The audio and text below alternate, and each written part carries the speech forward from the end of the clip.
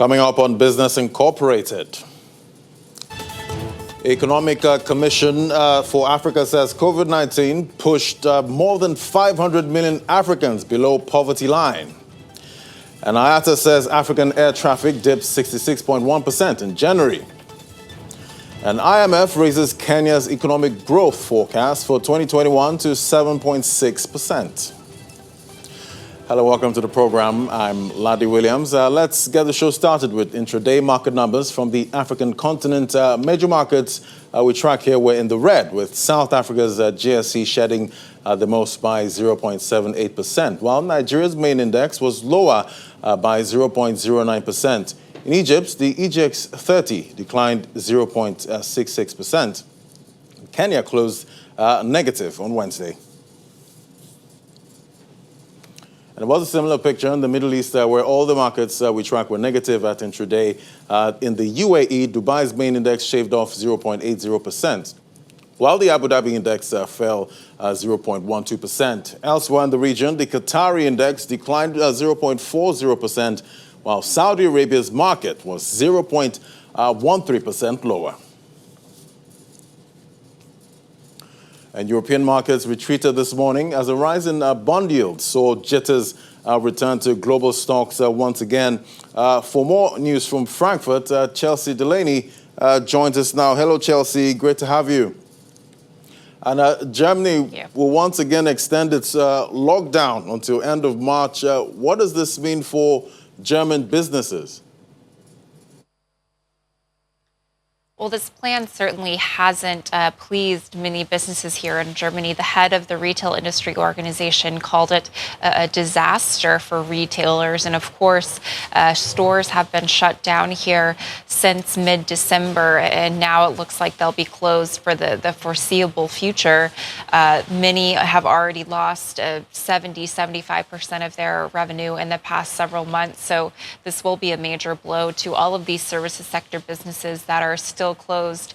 The government here is trying to put an optimistic spin on this. Even though the lockdown technically has been extended until the end of March, they still are offering some hopes and steps that will allow for some parts of the economy to reopen. The first we saw actually earlier this week when hairdressers reopened. They also plan to reopen things like flower markets and nail salons as early as Monday. They've put forward some plans that would allow for businesses to reopen if cases continue to fall. So if cases fall below 50 infections per 100,000 residents, things like retail stores would be allowed to reopen. But for now, that seems quite a far-off possibility. The overall infection rate is still about 65 per 100,000 residents across Germany. So there is a hope for some of these businesses, but for now, it remains quite far off. German flag carrier Lufthansa reported that it lost nearly 7 billion euros in 2020. How are investors reacting to this news? Well, investors were certainly braced for a pretty big loss at Lufthansa, but still this was a bit of a shock for the market. We've seen shares fall today. And what's really concerning to investors here is the outlook that Lufthansa is giving. Of course, 2020 was bad. They saw only about a quarter of the passengers that they normally would, that they had in 2019. But they're also saying that they don't expect a strong recovery this year either. There had been a lot of hope ahead of this report that Lufthansa and other airline carriers would start to see quite a strong rebound in the market in the coming months, especially over the summer season. But especially here in Europe, because of how slow the vaccine rollout is going, many airlines are now having to rethink that expectation, and they're looking more towards a summer where things might still be closed down, where travel restrictions might still be in place. And that all means that Lufthansa and other airlines are going to be looking at a longer and more difficult recovery. And the scandal surrounding British financial startup Greensill Capital has spread to Germany. Regulators have shut down a German lender tied to the company. Can you tell us more about this?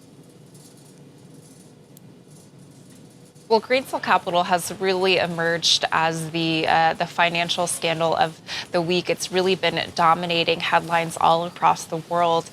Just for a little bit of background, Greensill Capital is a financial firm in the UK that exists. They work in a space called supply chain finance. Basically, what that does is it allows companies to delay some of their bills. So if you're a retailer and you owe someone money for clothes that they've sold you, Greensill Capital would be a company in the middle that's helping you to pay your bills and get you a bit of a delay in paying those. So that's really their business model. But what's emerged over the past couple of weeks is a lot of concern about their accounting methods, whether the businesses that they're working with are actually legitimate. So we've seen all across the world a lot of businesses saying they don't want to work with Greensill anymore. And here in Germany, they have a subsidiary, a bank that holds several billions of euros worth of assets from the parent company on their balance sheet.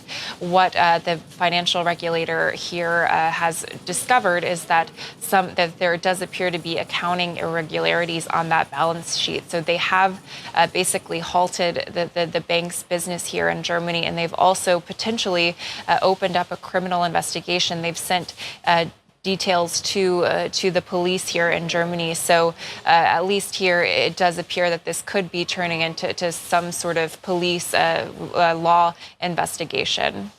All right, we'll keep tracking that to see how the investigation goes. All right, Chelsea, thank you so much for the update. And another bout of bond yield jitters are weighing on the UK markets today. Just a day after Chancellor Rishi Sunak's budget highlighted the UK government's borrowing is at a post-war high with debt to its highest level in 6 years. Let's get more details now from Juliana. Great to have you, Juliana. Well, the London stock market was in the red this morning. Was it all about worries about rising government bond yields? It was, Laddie. Good afternoon. And no, we haven't seen a recovery in the FTSE. It was red in the morning, and red is the colour at intraday. So much so we're seeing triple-digit falls. The FTSE All-Share is down 1.22%. FTSE 100 is down by 1.36%, and the FTSE 250 is down by 0.76%. In the currencies market, the British pound also down on the US dollar today by 0.11%, up on the euro slightly by 0.09%, and up on the Japanese yen by 0.18%. As you were saying, we're seeing a mass sell-off in the bond yields market. And this is really because there is lots of rise about the level of inflation. There's lots of anxiety about the rise in the level of inflation, and that's creeping to there. One of the biggest fallers on the FTSE at intraday is miners and the commodities market. We're seeing Rio Tinto shares down 6.76%. Glencore, their shares are also down 3.35% at intraday. I think we're also getting a little bit of anxiety now that the dust has settled and people are beginning to comb through the Chancellor's budget, not happy that they're going to be seeing a 25% rise in the amount of corporation tax, even if it is in 6 years' time. And that's a huge rise there. And food delivery services Deliveroo has announced it has chosen London for its hotly anticipated stock market debut.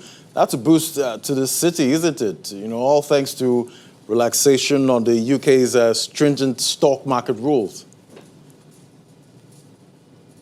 That's exactly it. And this is a massive boost to the city. We know that London is really trying to compete with the likes of Paris and Frankfurt. It's Paris and Frankfurt that are trying to compete with London and take all the trade away from here. So Deliveroo, especially because Will Shue, as he said, the CEO, you know, Deliveroo is a born and bred British business. And now that the class share system is going to be made available to any shares that are listed on the London Stock Exchange, which basically means dual shares, means that if you are CEO of the company, you do maintain some sort of power over your company, especially as a founder, and you can have voting rights, etc., etc. It's Google and Facebook and the likes of the big tech companies that have been pushing this.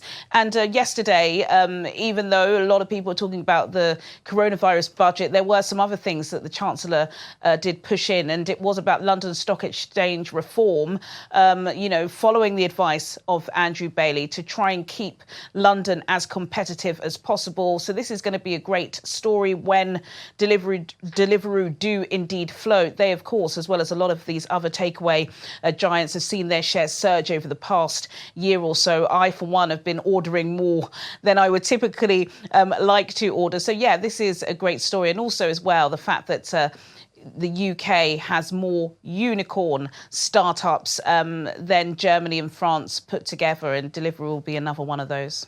Exactly. And on the data front, the construction PMI reports highlights that getting hold of supplies is a real challenge for businesses right now, but returns to growth. Can you tell us more for that?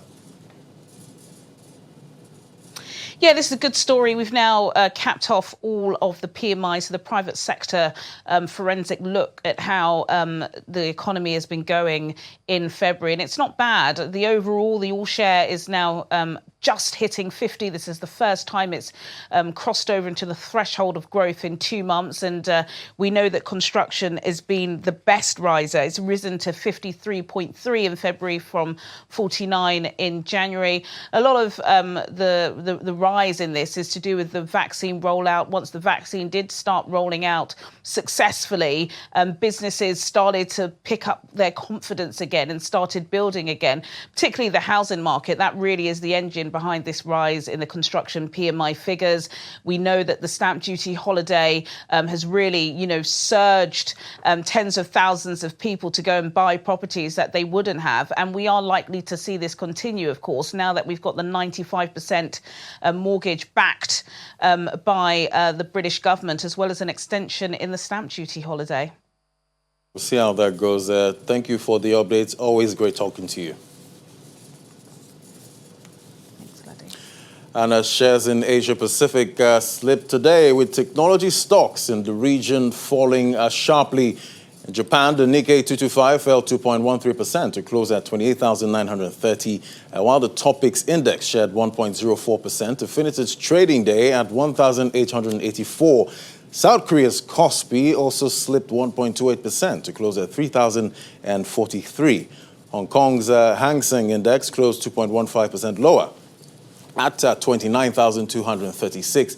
Mainland Chinese stocks slipped on the day, with the Shanghai Composite down 2.05% to 3,503, while the Shenzhen Component dropped 3.45% to 14,416. Shares in Australia also declined as the S&P ASX 200 fell 0.84% to close at 6,760. MSCI's broadest index of Asia Pacific outside Japan dropped 1.9%. And U.S. stock index futures were lower in early morning trading after the major averages finished the regular session red across the board. Futures contracts tied to the Dow Jones Industrial Average slid 81 points lower. S&P 500 futures and NASDAQ 100 futures hovered in mildly negative territory. Earlier, Dow futures had fallen more than 200 points before turning briefly positive. The moves in futures came as a recent rise in bond yields eased, with the benchmark 10-year Treasury yield last at 1.46%. Stocks posted heavy losses during Wednesday's regular trading as rising bond yields spooked investors. And oil prices rose for a second straight session in early trade as the possibility that OPEC Plus producers might decide against increasing output at a key meeting later in the day lent support alongside a drop in U.S. Fuel inventories. Brent crude futures added 0.4% to $64.34 a barrel after climbing more than 2% on Wednesday, while U.S. West Texas Intermediate crude futures gained 0.3% to $61.47 a barrel. OPEC and allies, together called OPEC Plus, are considering rolling over production cuts into April instead of raising output, as the recovering oil demand remains fragile due to the coronavirus crisis. The market had been expecting OPEC Plus to ease production cuts by around 500,000 barrels per day from April. Meanwhile, U.S. crude oil stockpiles surged by a record of more than 21 million barrels last week as refining plunged to an all-time low due to Texas freeze and knocked out power for millions.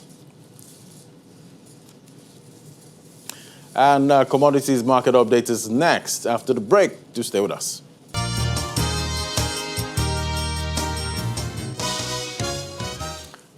Welcome back. Let's talk coffee now on our commodities market update. Coffee is one of the most widely consumed beverages in the world, accounting, according to Statistica, around 166.63 million 60 bags of coffee were consumed worldwide in 2020, a slight increase from 164 million bags in the previous year. Joining me now to talk more about the global coffee industry is Sheyi Omidiora, research analyst at financial derivatives company. Hello, Sheyi. Great to have you. Thank you for having me. Yeah. So the Economist Intelligence Unit estimates that global coffee consumption fell by about 3.5% in the 2019-2020 crop year as the coronavirus outbreak crippled the out-of-home sector, which was partly offset by rising at-home consumption. What do you think the coffee, the global coffee industry will look like, say, at the end of 2021? What was observed in the past year or so was a market decline in coffee consumption. And this was primarily driven by coffee importing countries, even more so in countries that generally that implemented a lot more stringent lockdowns, multiple lockdowns, and prolonged lockdowns. And also in countries that generally that deem coffee as a luxury item rather than an essential item. Now, looking forward to the potential recuperation of the coffee markets in 2021, we are a bit optimistic because, as we have seen, the global economy is slowly opening up again. And with coronavirus vaccines, several countries accelerating their coronavirus vaccination programs, what we are likely to see is that it's safe to actually make the assumption that the coronavirus pandemic will be under control, say, by the end of 2021. And with that, we are likely to see a rebound in coffee demand and subsequently maybe an increase in coffee prices as well. Okay, so Arabica coffee prices have been weak since mid-2017, but the prices spiked to about $1.80 per pound in September, then weakened to about $1.50 in October and November. And in Kenya, average price of Arabica coffee being sold at Tuesday's auction also rose by about 3.5% when compared with the previous auction. What are the implications of the price volatility for the League of coffee producers, and what is the outlook for Arabica prices in the near term? For coffee exporters, it's largely dependent on whether or not coffee makes up a significant portion of their export earnings. If it does, then of course it causes a problem for budgeting reasons, because of course it's in financial planning as well. It causes a lot of problems in terms of financial planning. Also, if it's also a major source of export earnings, then of course we are likely to see a decline in foreign reserves, which consequently will lead to significant pressures on the value of the currency itself. Now, looking at possible the potential for or the outlook for coffee prices, Arabica prices moving forward in the near term, it's likely to sit in and around $1.60, $1.6, and for the sole reason of adverse weather conditions. Now, as we know, Brazil is the largest producer and exporter of coffee in the world. They make up about a third of the world's total exports. But they are currently experiencing this event called the La Nina, where severe downpour actually goes on to destroy coffee inventory. Now, if this happens, then of course, what we are likely to see is a much steeper increase in prices as well. But generally, we think that if this doesn't worsen, then coffee prices are supposed to, Arabica prices are supposed to sit in and around $1.60. Okay, the high altitude and low humidity are conditions that are favorable for coffee production. Plateau and Taraba states have these conditions and also possess abundance of arable land. Why then is coffee production in Nigeria so low, compared to Brazil and other neighboring countries? What can be done to optimize the production in Nigeria? Okay, now with coffee production, the problems being faced in that particular space isn't so much different from what is being experienced by agricultural farming generally in Nigeria. We have problems with security, particularly in Plateau and Taraba states. This, of course, will threaten stability of supply. Of course, we also have the fact that some farmlands are also situated at inaccessible locations, and this is also a contributing factor as well. The quality of seedlings being used as well is another problem. We also know that infrastructure is a problem. So these are the myriad of problems really that are affecting production of coffee in Nigeria. As to what can actually mitigate these problems, we know that if these things are corrected, until these things are corrected, that's when we will begin to see investments, which will subsequently build investor confidence. And of course, this will, and depending on how these investments are deployed, then of course, that's when we will begin to see an increase in output of agricultural produce generally and coffee in particular. All right, Sheyi, thank you so much for the update. Sheyi Omudira is a research analyst at Financial Derivatives Company. Thank you so much for your time. Thank you very much. And while the full impact of COVID-19 pandemic is yet to be realized, the Economic Commission for Africa says about 514 million Africans are already falling below the poverty line. According to the ECA's Africa's Sustainable Development Report, before the pandemic, income disparities were on the rise across the continent, while extreme poverty had almost vanished in North Africa. More than 50% of the population in Central Africa lived below the extreme poverty line.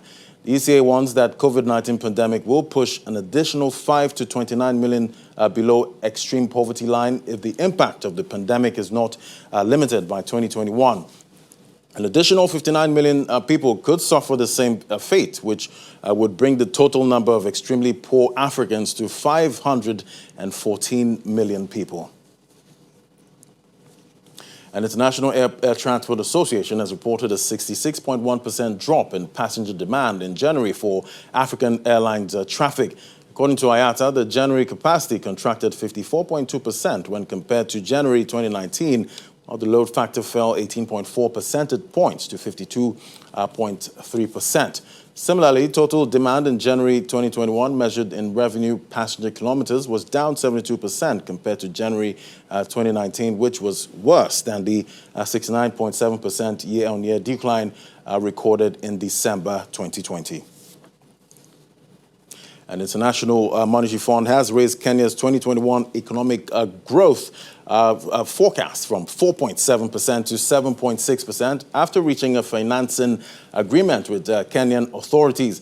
The IMF program is based on revenue-led fiscal consolidation and strong economic growth.